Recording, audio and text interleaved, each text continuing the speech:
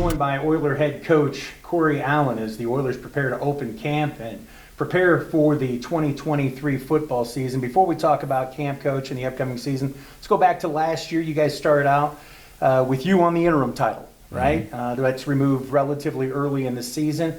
Looking back, what was the biggest thing you learned in that first year as head coach? From a head coaching perspective, it's the trusting in others, letting them do their job. We have an unbelievable staff that has an immense amount of talents, and being able to disseminate those things over the staff and make sure that those guys are here for a reason. I think there was a learning curve there, and trying to do everything all at once. There's a process to everything. You can't do it all. There's 24 hours in a day. So I think those are some of the early takeaways. 7-4 in your first year, a year that certainly had its ups and downs. Started off with a 1-4 mark. You get the win at home over Southwest Baptist. Jump ball in the corner.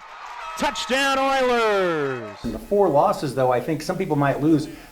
Those were teams that were combined 35-13, and oh, by the way, just happened to include the national champions in that process. Talk a little bit about that opening 5 games. Yeah, I think we learned a lot about ourselves. I think that obviously it was a daunting schedule right off the bat, and for us, every year is a new team. And we were coming off a conference championship and a playoff berth, and that's something that hadn't been done here since the 90s.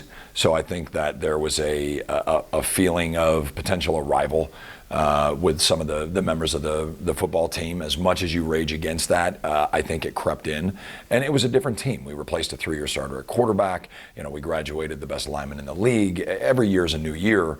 And so I think that our program ate a little bit of humble pie. And when you had a schedule like we did, it was going to serve it up in large slices. So we had to regroup, and we ended up playing a lot of young guys through injury and young guys just beating out maybe some veterans that were on our football team. And so, it was definitely a tale of 2 seasons. You finish off that 5-game stretch with the loss against Ferris, and then you took on, call it bold, call it dangerous mantra, 6-0 with 6 to go. Talk a little bit about the choice to do that, and that has some potential pitfalls to it as well that fortunately you were able to avoid. Yeah, well, not a lot of people knocking on your office door when you're 1-4, right? I think I was the only one. Exactly. The band's not playing. The emails that you get from the fans are not the most positive. A lot of opinions on what we should be doing, and we appreciate all those. It takes everybody. But 6-0 with 6 to go was just one of those ideas that enough is enough. We're sick and tired of being sick and tired, and we get this break, and we gave them that weekend off. That coincided with fall break, and so we said, listen, this is our halftime. All right, for better or worse, the first half is in the books. Essentially, we have 30 minutes left to play, and so we went out and. I called my former boss, the guy that I played for and coached for, and I said, hey, this is what I'm thinking, 6-0 with 6 to go. And he goes, that's great. He goes, what happens if you lose one? I said, I don't have a backup plan. We've burnt the ships, so to speak. And certainly each one of those games, for the most part, were games that hung in the balance and could have went either way. But I'm proud of our guys, our staff, the way that we finished off. But that is securely packed away and in the past. During that run, especially those first 5 games, your team seemed to grow in confidence. And that'll put an exclamation point on it. Execution improved. 5 solid victories right off the bat. You get to Tiffin at the end of the year, and that one was a dogfight and really required you to go back and rely upon that confidence and execution that you guys built in those previous 5 games to hold off a hard-charging Dragons team. Well, they have an outstanding program. I mean, Gary Goff got that thing going at Tiffin, and then Chris Reiser and his staff have done nothing but elevate that program.